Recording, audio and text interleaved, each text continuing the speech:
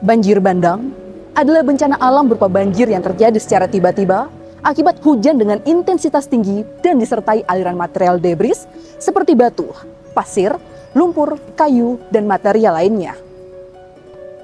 Karena membawa material berat dan mengalir dengan sangat cepat, banjir bandang memiliki daya rusak yang besar dan dapat merusak permukiman, infrastruktur, hingga mengancam keselamatan jiwa.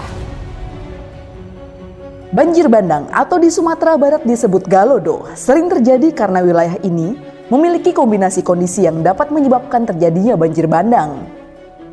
Faktor tersebut antara lain curah hujan yang tinggi hingga ekstrim, kondisi topografi yang berbukit dan terjal, jenis batu atau tanah yang mudah longsor atau tererosi, serta pengaruh aktivitas vulkanik dan tektonik. Sebagai contoh, galodo yang terjadi akibat letusan Gunung Merapi dan Gunung Singgalang. Berbeda dengan Gunung Merapi di daerah istimewa Yogyakarta dengan aliran lahar dingin, kondisi batuan dan topografi membuat aliran banjir lahar seringkali berupa material longsoran tebing dan erosi sedimen yang terbawa banjir ke hilir. Di kawasan Ngarai Siano, tebing bagian hulu didominasi batuan lempung pasiran yang telah lapuk, sehingga seringkali longsor saat terpapar hujan.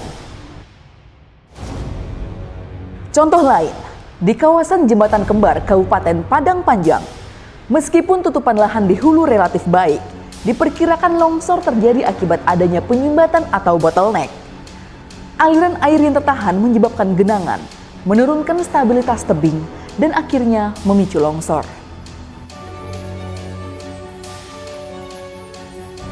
Dalam upaya mitigasi bencana banjir bandang, terdapat beberapa langkah penting yang perlu diprioritaskan.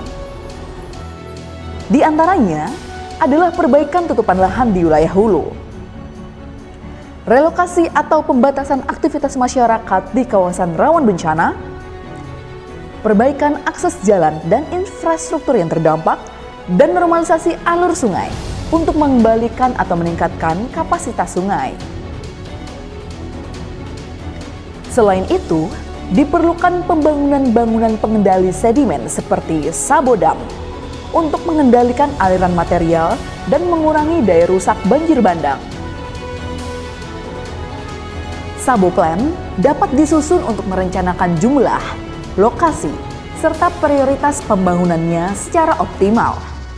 Saboplan selanjutnya didetailkan dengan membuat detail desain sabo untuk menentukan jenis sabo dan bangunan pelengkapnya berdasarkan perkiraan jumlah sedimen yang akan terjadi.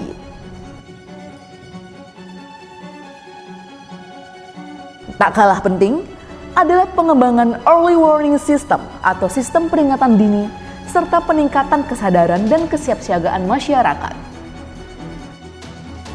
Dengan memahami pengertian banjir bandang serta faktor-faktor yang mempengaruhi kejadiannya, diharapkan masyarakat dapat meningkatkan kewaspadaan terhadap potensi bencana di lingkungan sekitar. Melalui sinergi antara pemerintah dan masyarakat, diharapkan penanganan banjir bandang dapat dilakukan secara lebih efektif dan berkelanjutan.